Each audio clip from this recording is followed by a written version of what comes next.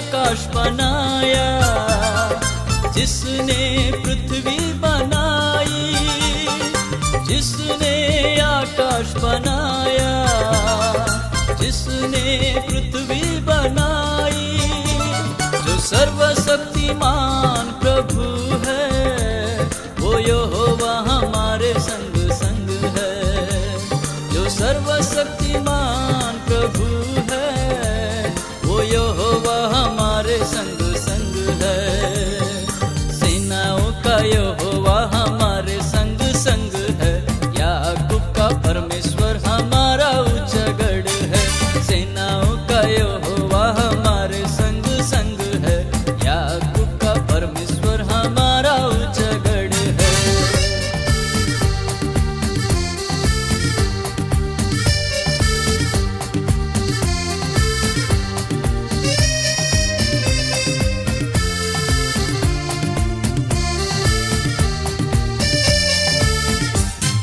समुंदर को जिसने दो भागा, जंगल में मार्ग निकाला।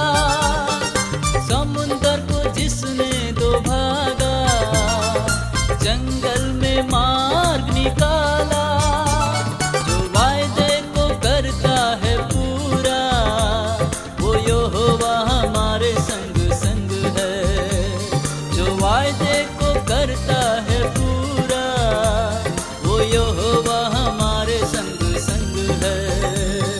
सेनाओं का यहोवा हमारे संग संग है, याकूब का परमेश्वर हमारा ऊंचा गढ़ है। सेनाओं का यहोवा हमारे संग संग है, याकूब का परमेश्वर हमारा ऊंचा गढ़ है।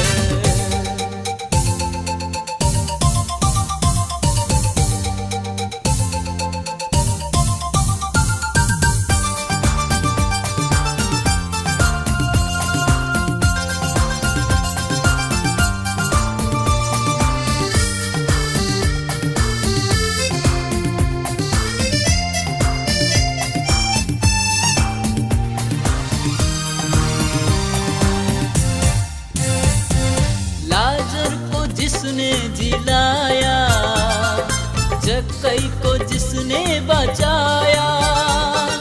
लाजर को जिसने जिलाया, जक्कई को जिसने बचाया। जिसके लिए सब कुछ हो संभव, वो यहोवा हमारे संग संग है। जिसके लिए सब कुछ हो संभव, वो यहोवा हमारे संग संग है। सेनाओं का यहोवा हमारे संग संग है, याकूब का परमेश्वर हमारा ऊंचा गढ़ है। सेनाओं का यहोवा हमारे संग संग है, याकूब का परमेश्वर हमारा ऊंचा गढ़ है।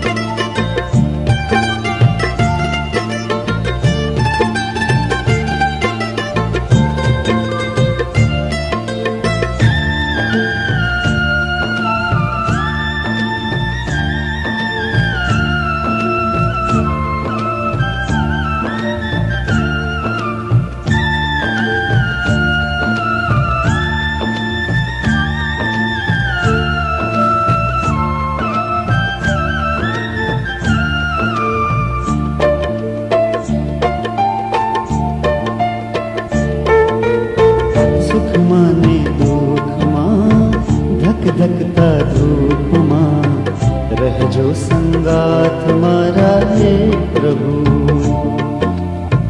सुख माने दुख माँ, धक धकता धूप माँ, रह जो संगात मारा है प्रभु। सांझ ने बपोर माँ, अंधारी रात माँ, रह जो संगात मारा है प्रभु। सांझ में बपोर माँ, अंधारी रात माँ,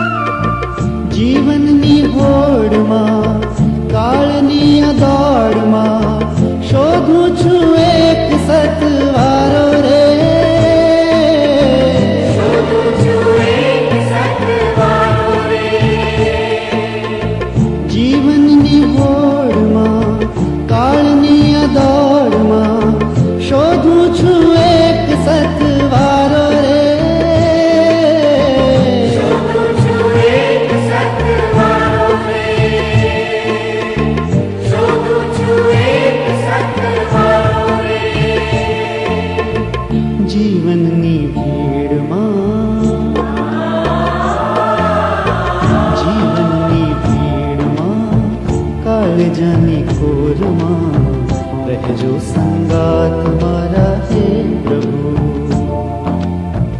જીવનની ભીડમાં કાળજાની ઘોરમાં રહેજો સંગાત મારા હે પ્રભુ.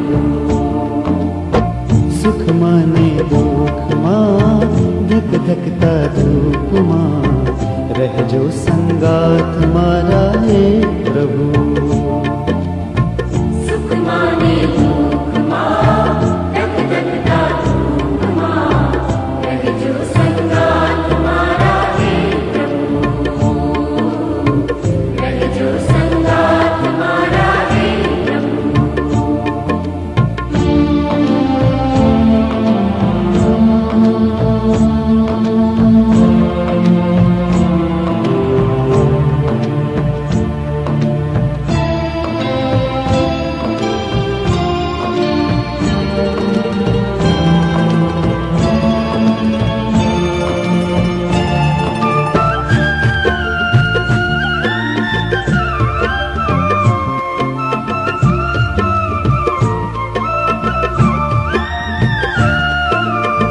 ક્યારેક ઉભો રહું તપ તપતી રેતમાં ક્યારેક સાગરની ભરતી ઓટમાં ક્યારેક સાગરની ભરતી ઓટમાં ક્યારેક ઉભો રહું તપ તપતી રેતમાં ક્યારેક સાગરની ભરતી ઓટમાં ક્યારેક સાગરની ભરતી ઓટમાં ક્યારેક સાગરની ભરતી ઓટમાં ઊની ઊની રેતમાં ઊની ઊની રેતમાં જહતા નીરમાં રહેજો સંગાત મારા હે પ્રભુ ઊની ઊની રેતમાં ઝળહળતા નીરમાં રહેજો સંગાત મારા હે પ્રભુ. ઓ સુખમાં ને દુઃખમાં ધક ધકતા ધૂપમાં રહેજો સંગાત મારા હે પ્રભુ સુખમાં ને દુઃખમાં ધગધગતા ધૂપમાં રહેજો સંગાત મારા હે પ્રભુ. રહેજો સંગાત મારા હે પ્રભુ રહેજો સંગાત મારા હે પ્રભુ રહેજો સંગાત મારા હે પ્રભુ રહેજો સંગાત મારા હે પ્રભુ રહેજો સંગાત મારા હે પ્રભુ રહેજો સંગાત મારા હે પ્રભુ.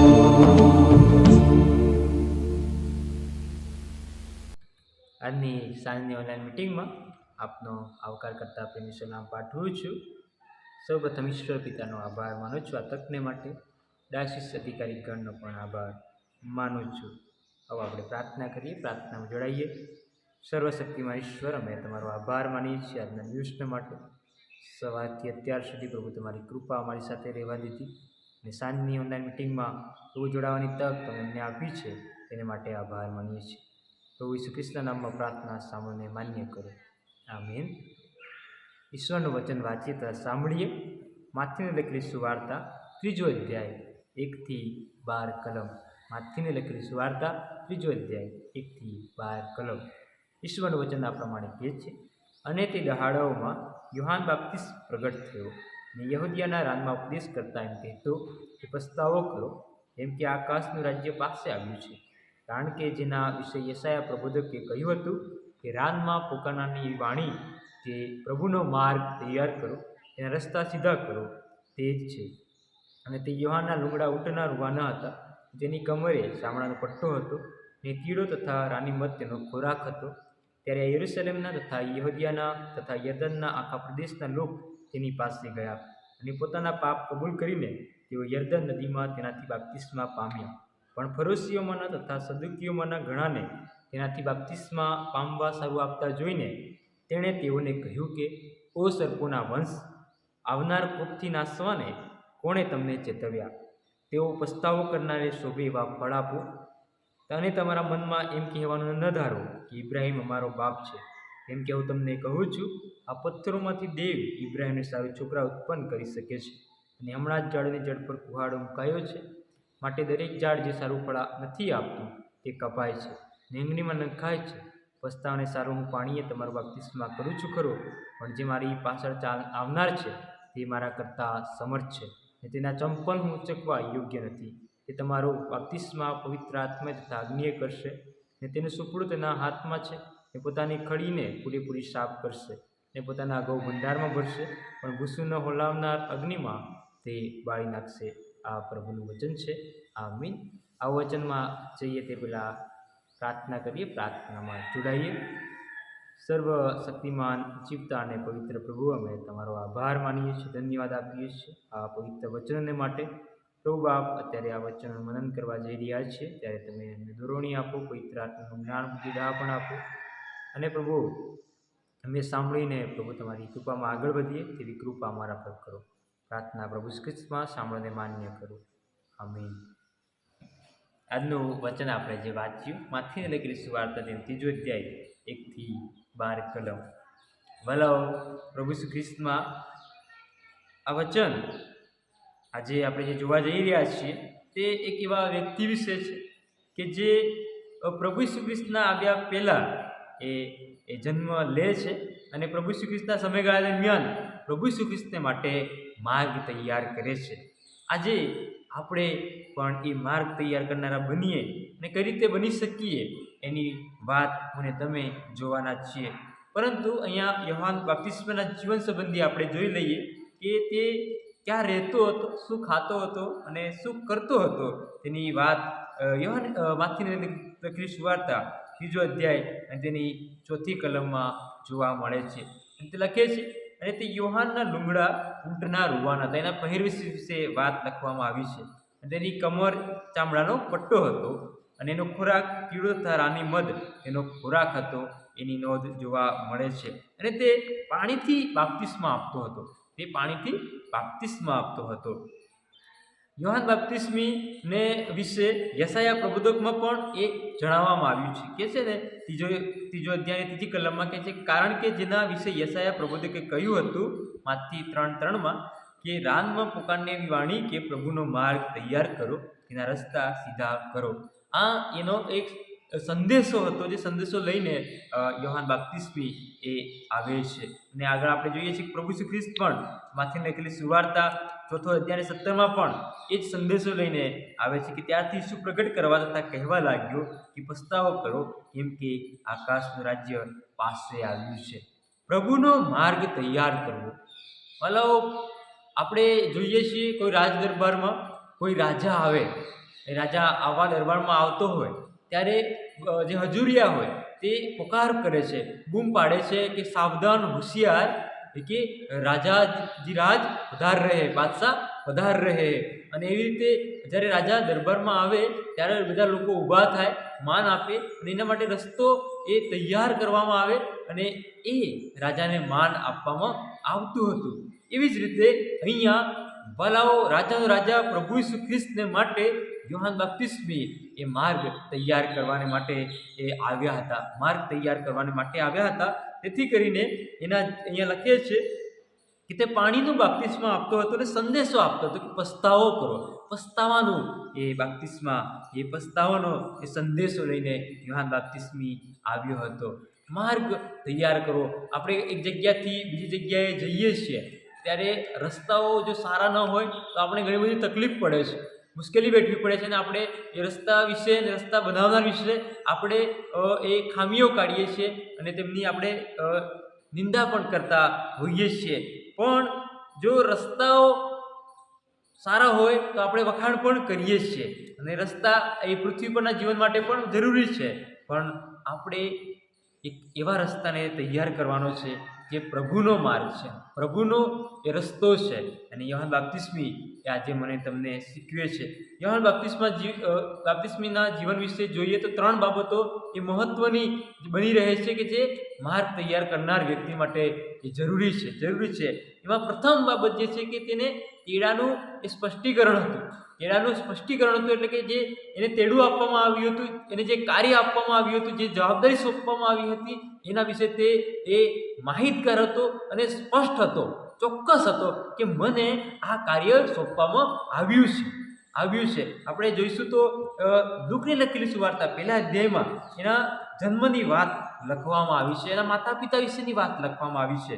અને એ બાળક જન્મશે અને એ કેવો થશે એની વિશેની મા બાપને એ જાણકારી આપવામાં આવી હતી કે 15મી કલમ પ્રમાણે લુકની લખેલી સુવાર્તા 1 અધ્યાય 15મી કલમ આ પ્રમાણે કહે છે, કેમ કે તે પ્રભુની આગળ મોટો થશે, દ્રાક્ષારસ કે દારૂ તે પીશે નહીં, તે પોતાની માના પેટથી પવિત્ર આત્માએ ભરપૂર થશે, તે ઇઝરાયેલના ઘણા વંશજોને તેઓના દેવ પ્રભુ તરફ ફેરવશે. આ એનું કાર્ય હતું જે એના જન્મ પહેલાં એના મા બાપને જણાવવામાં આવ્યું.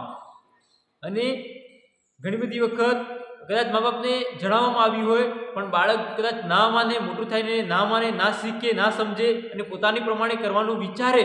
પણ અહીંયા યોહાન બાપ્તિસ્મીને જે કાર્યને માટે પસંદ કરવામાં આવ્યો હતો, જે કાર્યને માટે તેને તેડું આપવામાં આવ્યું હતું, એ તેડા સંબંધી એ કાર્યને માટે તે સ્પષ્ટ હતો.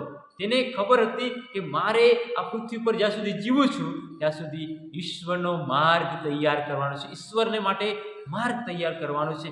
ઈશ્વરનો માર્ગ તૈયાર કરવો એટલે કે ઈશ્વરના પાસે એ ભટકી ગયેલા, ખોવાઈ ગયેલા, નાશમાં જનારા, હતાશ, નિરાશ થઈ ગયેલા લોકોને પ્રભુની પાસે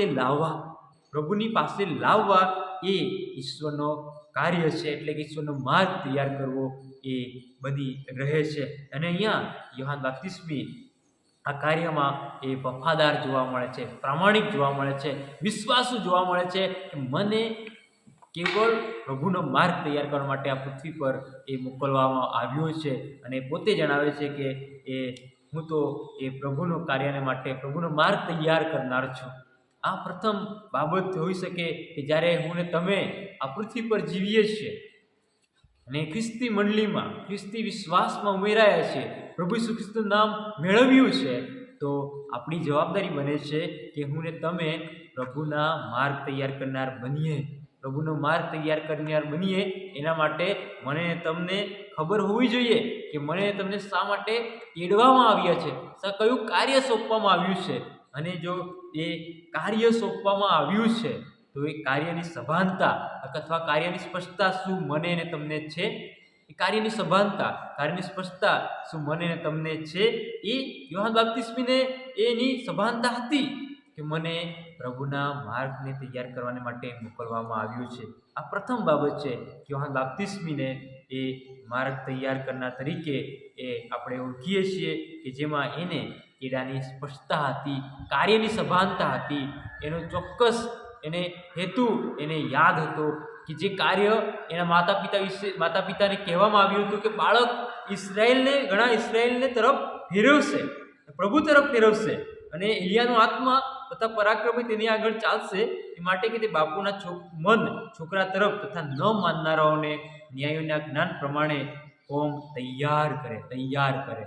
પ્રભુનો માર્ગ તૈયાર કરવો, લોકોને તૈયાર કરવા, મંડળીને તૈયાર કરવી, અને પ્રભુ જ્યારે આવે ત્યારે મંડળીને એ તૈયાર કરેલી જુએ, એ કાર્ય મને અને તમને એ સોંપવામાં આવ્યું છે. મને અને તમને એ કાર્ય સોંપવામાં આવ્યું છે. એના માટે પ્રથમ બાબત એ હોવી જોઈએ કે શું મને એ પ્રભુના કાર્ય વિશેની સભાનતા, પ્રભુએ જે મને કાર્ય આપ્યું છે. આપણે વાલાઓ વાંચીએ છીએ કે નાનામાં એ કાર્યમાં જ્યારે વિશ્વાસુ માલુમ પડીશું તો ઘણા પર આપણને ઠરાવવામાં આવશે. પૃથ્વી પર આપણને દરેક જે જીવે છે એ બધાને, મને ને તમને કોઈક ને કોઈક કાર્યસર, હેતુસર એ આ પૃથ્વી પર જન્મ આપવામાં આવ્યો છે. અને ખ્રિસ્તી મંડળીમાં છીએ તો આપણું એક પ્રથમ કાર્ય છે કે આપણે પ્રભુનો માર્ગ તૈયાર કરીએ, પ્રભુના લોકોને તૈયાર કરીએ, જે ખોવાઈ ગયેલા છે, ભટકી ગયેલા છે, નાશમાં જનારા છે, તેઓને આપણે પ્રભુની પાસે લાવીએ, પ્રભુ તરફ ફેરવીએ. એ આપણો પ્રથમ કાર્ય છે. તેના માટે આપણે કાર્યની સભાનતા હોવી જરૂરી છે. શા માટે હું આ પૃથ્વી પર છું, શા માટે આ પૃથ્વી પર મને મોકલવામાં આવ્યો છે, એ બાબત મને તમને ખબર હોવી જોઈએ. જો ખબર હોતી નથી તો આપણે કાર્ય કઈ રીતે કરી શકીશું?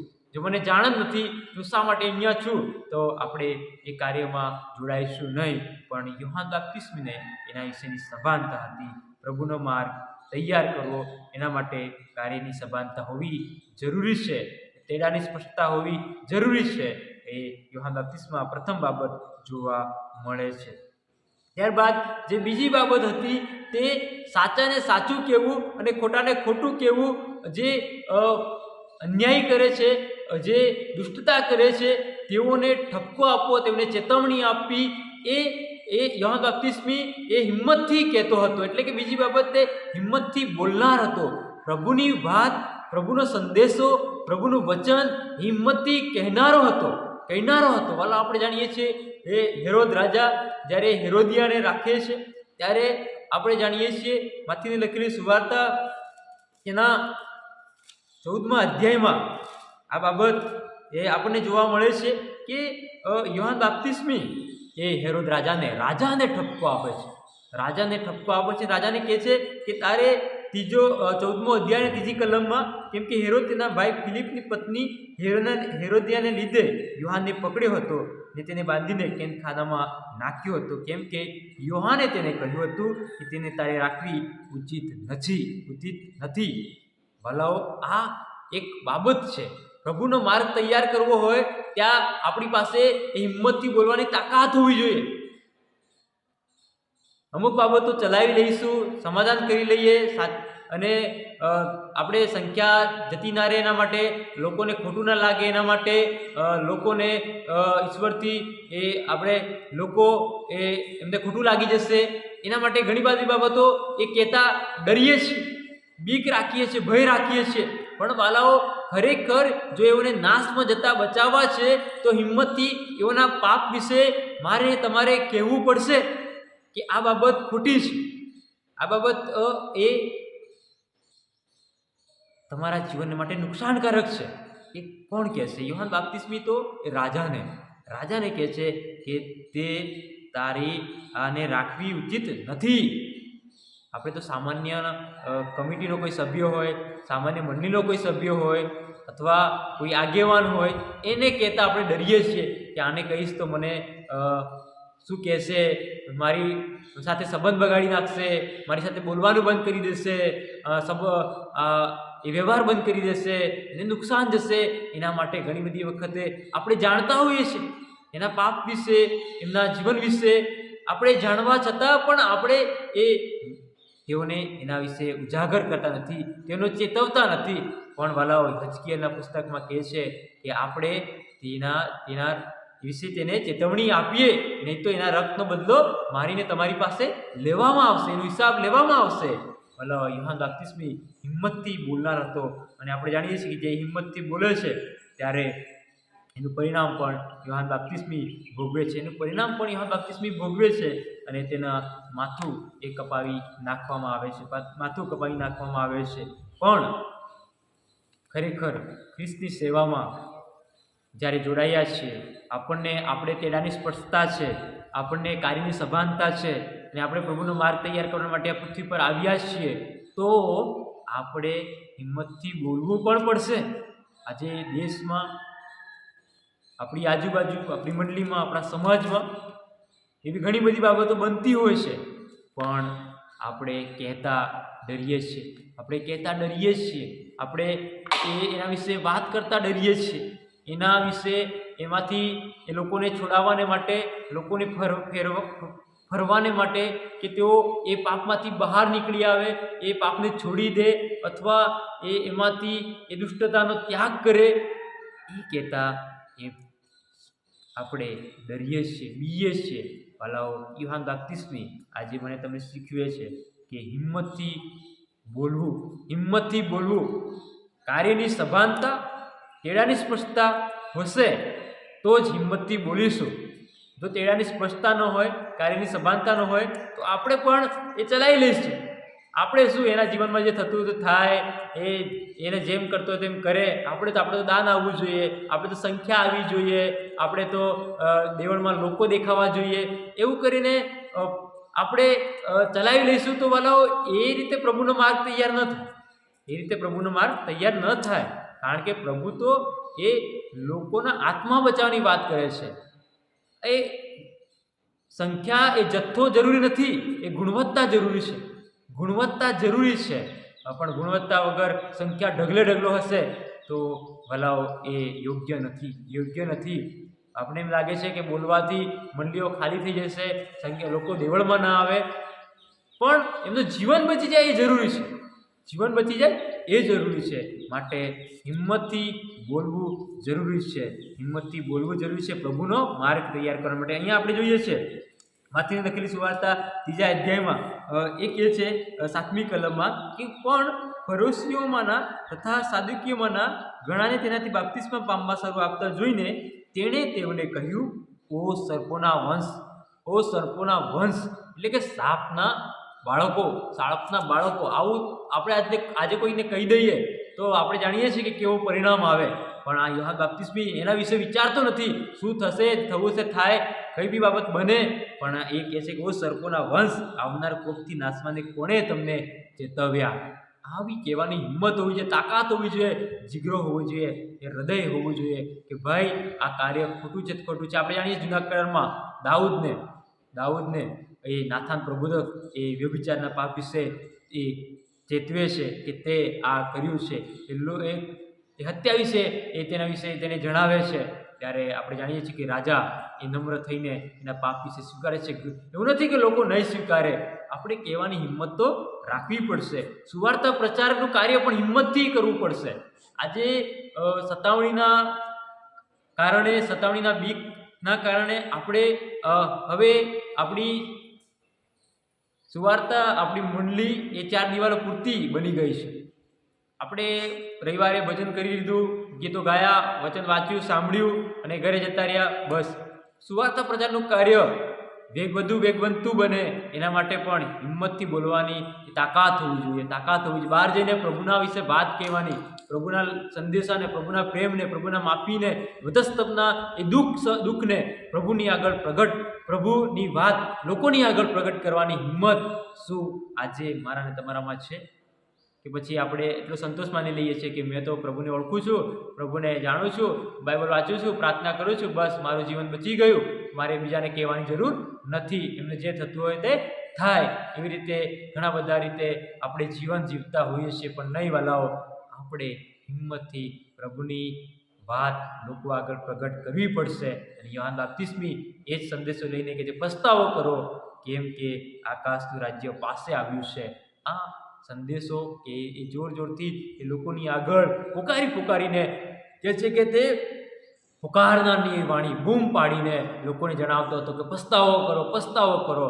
આ છે હિંમતથી બોલવું. અને જે ત્રીજી બાબત છે તે કે જ્યારે તેડાની સ્પષ્ટતા હશે, કાર્યની સભાનતા હશે, સ્પષ્ટીકરણ હશે, ચોક્કસતા હશે અને હિંમતથી બોલવાનું આવડતું હશે, તો પછી જે ત્રીજી બાબત યોહાન બાપ્તિસ્માના જીવનમાં એ વ્યક્તિગત જીવનનો નમૂનો આપે છે.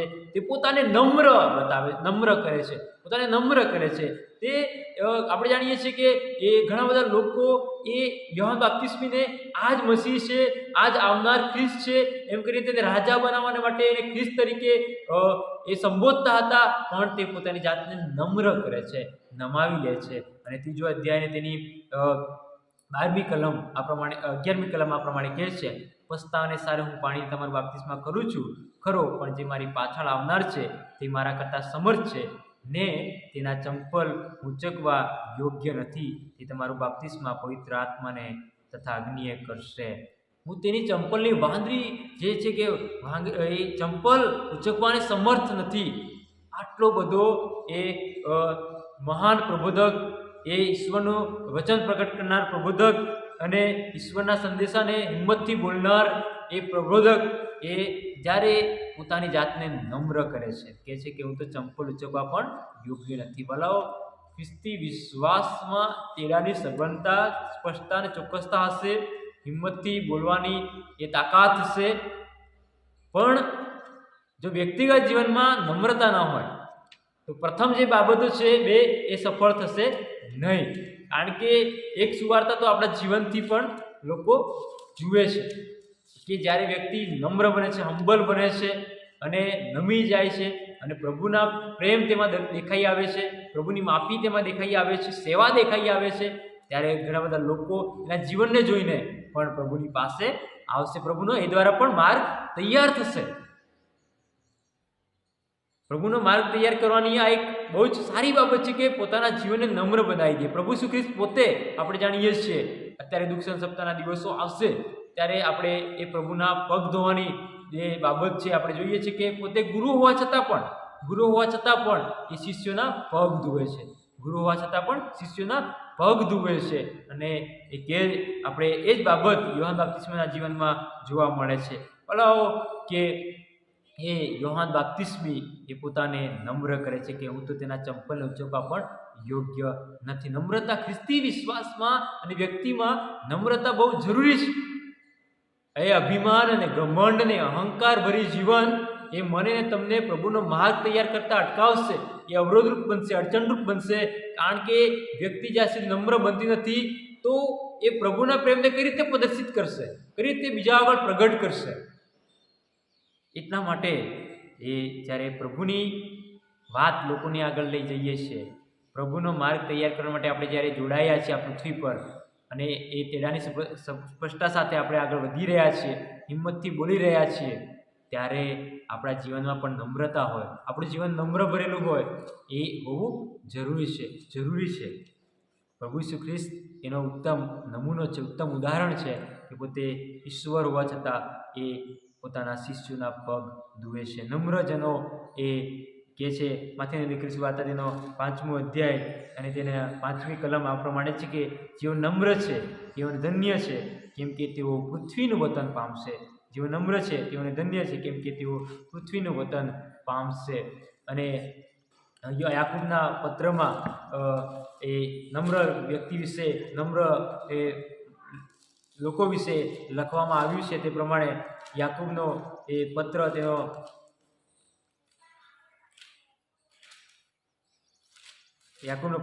4થો અધ્યાય અને 10મી કલમ આ પ્રમાણે કહે છે કે પ્રભુની આગળ તમે દીન થાવ એટલે તમને ઉચ્ચ પદે મૂકશે.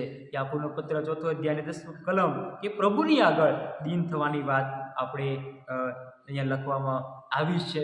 આપણે જાણીએ છીએ તે પ્રમાણે એ પગ ધોનારી સ્ત્રી પ્રભુના પગ ધુએ છે અને તેના પાપ માફ થવામાં આવે છે. નમ્ર એ પોતાની જાતને નમાવી દે છે. હું કંઈક છું, હું મારા થકી જ આ થશે અને હું જ પ્રભુની વાત પ્રગટ કરું છું માટે મહાન છું. પ્રભુનો સંદેશો, પ્રભુનું વાત લોકોની આગળ લઈ જાઉં છું અને મંડળીમાં કાર્ય કરું છું, મંડળીમાં સેવા આપું છું અને લાંબા વર્ષથી સેવા આપું છું માટે મારા સિવાય આ કાર્ય કોઈ કરી ના શકે. એ બધું જ્યારે આપણે કરીએ છીએ એ ઘમંડ છે, એ અહંકાર છે. પણ આ મહાન વ્યક્તિ, આ યોહાન બાપ્તિસ્મી એ પ્રભુનો જે માર્ગ તૈયાર કરવા માટે આવ્યો હતો તે શીખવે છે કે નમ્ર હોવું પણ જરૂરી છે. પ્રભુનો માર્ગ તૈયાર કરવા માટે એ જે 3 બાબતો આપણે જોઈ એ તેડાની સ્પષ્ટતા, કાર્યની સભાનતા અને એ હિંમતથી બોલનાર અને નમ્ર જીવન બતાવનાર. ભલાઓ જો આપણે આ પૃથ્વી પર આજના સમયમાં પ્રભુનો માર્ગ તૈયાર કરવો છે, પ્રભુના લોકોને એ પ્રભુની પાસે લાવવા છે, જે ભટકી ગયેલા છે, ખોવાયેલા છે, હતાશ, નિરાશ છે, વિશ્વાસમાં ગુમાઈ બેઠા છે, એ બધાને પ્રભુની પાસે લાવવું છે તો પ્રભુના જીવનને અનુસરવું પડશે, પ્રભુ ઈસુ ખ્રિસ્તને અનુસરવું પડશે. કે પ્રભુ ઈસુ ખ્રિસ્તનો માર્ગ તૈયાર કરવો છે તો આપણે પ્રથમ તો શા માટે આ પૃથ્વી પર છીએ, શા માટે મને તમને તેડવામાં આવ્યા છે, શા માટે મને તમને આ પૃથ્વી પર જન્મ આપવામાં આવ્યો છે, એની સભાનતા હોવી જરૂરી છે. પ્રથમ બાબત તેડાની સભાનતા એ હોવી જરૂરી છે. બીજી બાબત તેડાની સભાનતા જો જરૂરી આપણે છે તો લોકોની આગળ હિંમતથી એ પ્રભુની વાત કહેવી હિંમતથી સુવાર્તા પ્રગટ કરવી, હિંમતથી એ ખોટાને ખોટું કહેવું અને સાચાને સાચું કહેવું, એ અન્યાય કરનારને એ કહેવું કે તું આ વાત ખોટી છે, એ જરૂરી છે. અને ત્રીજી બાબત કે પોતે પણ નમ્ર હોવું જરૂરી છે. આપણું વ્યક્તિગત જીવન પણ નમ્ર હોવું જરૂરી છે. શું આ 3 બાબતો એ મારા તમારા જીવનમાં છે? શું આપણને આપણા પૃથ્વી પરનું એ તેડામાં સભાનતા છે, કાર્યની સભાનતા છે કે શા માટે મને પ્રભુએ આ ખ્રિસ્તી વિશ્વાસમાં પસંદ કર્યું છે? શા માટે મને ખ્રિસ્તી મંડળીમાં ઉમેર્યો છે? શું હું હિંમતથી લોકોની આગળ પ્રભુની વાત પ્રગટ કરી શકું છું? શું હું મારી જાતને નમ્ર કરું છું? આ પ્રશ્નો છે જેના વિશે મારે તમારે વિચારવાનું છે. આ પ્રશ્નો છે મારે તમારે એના વિશે વિચારવાનું છે. આપણે જો આ 3 બાબતો ને ધ્યાનમાં રાખીને આપણે જીવન જીવીશું, 3 બાબતોને ધ્યાનમાં રાખીને જીવન જીવીશું, તો ચોક્કસ આપણે પ્રભુનો માર્ગ તૈયાર કરીશું. હાલો, આપણે જાણીએ છીએ કે પ્રભુનું એ આગમન થવાનું છે અને જે રીતે પ્રભુ ઈસુ ખ્રિસ્ત એ પૃથ્વી પર જન્મ લેવાના હતા અને આવવાના હતા, એના પહેલાં યોહાન બાપ્તિસ્મનો જન્મ એ માટે થયો કે તે પ્રભુના માટે માર્ગ તૈયાર કરે, પ્રભુના માટે માર્ગ તૈયાર કરે. એ રીતે જ્યારે પ્રભુનું આગમન થશે ત્યારે પ્રભુની મંડળીને તૈયાર કરીએ, પ્રભુ એ લોકોને તૈયાર કરીએ કે જ્યારે આગમન થાય ત્યારે પ્રભુ આવીને જુએ કે આ લોકોને એ પ્રભુને માટે તૈયાર કરવામાં આવ્યા છે. આપણું કાર્ય છે કે આપણે પ્રભુનો માર્ગ તૈયાર કરીએ, આપણે પ્રભુનો માર્ગ તૈયાર કરીએ. આ વચન સમજવા ઈશ્વર મને આપને સહાય કરે. આમીન. પ્રાર્થના કરીએ, પ્રાર્થનામાં જોડાઈએ. સર્વશક્તિમાન ઈશ્વર, અમે તમારો આભાર માનીએ છીએ, ધન્યવાદ આપીએ છીએ પ્રભુ યોહાન બાપ્તિસ્મના જીવન વિશે જે બાબતો અમને શીખવવામાં આવી કે તે તો તમારો માર્ગ તૈયાર કરવા માટે આ પૃથ્વી પર આવ્યા હતા અને એ પોતાના કાર્ય પ્રત્યે સભાન હતા, હિંમતથી બોલનાર હતા અને પ્રભુ પોતે નમ્ર હતા. એ પ્રકારનું જીવન અમને જીવવાને માટે અને તમારો માર્ગ તૈયાર કરવાને માટે પ્રભુ તમે અમને સહાયની મદદ કરો. પ્રાર્થના પ્રભુ ખ્રિસ્તમાં સાંભળીને માન્ય કરો બાપ. આમીન.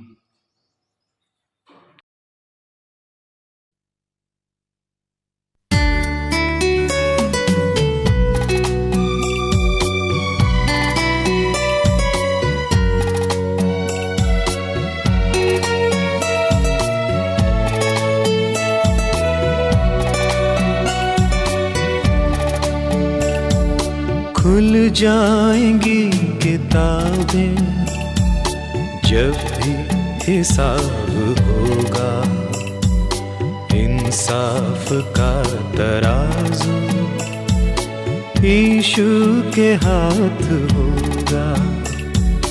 खुल जाएंगी किताबें जब भी हिसाब होगा, इंसाफ का तराजू यीशु के हाथ होगा.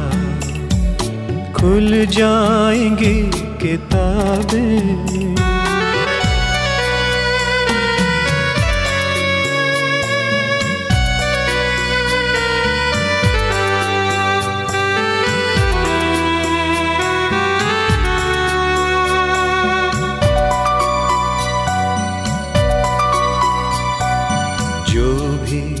कर रहा है यीशु वो देखता है, जो भी तू कर रहा है यीशु वो देखता है.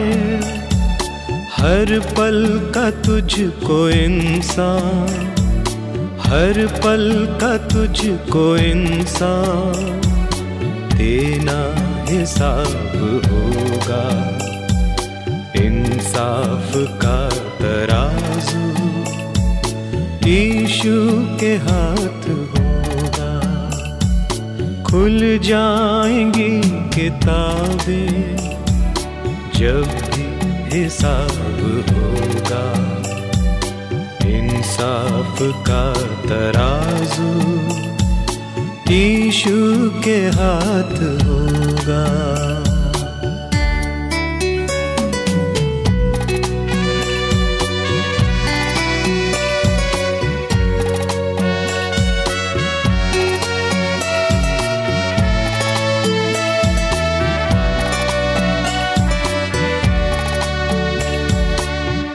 आजा अभी भी मुड़कर, यीशु बुला रहा है।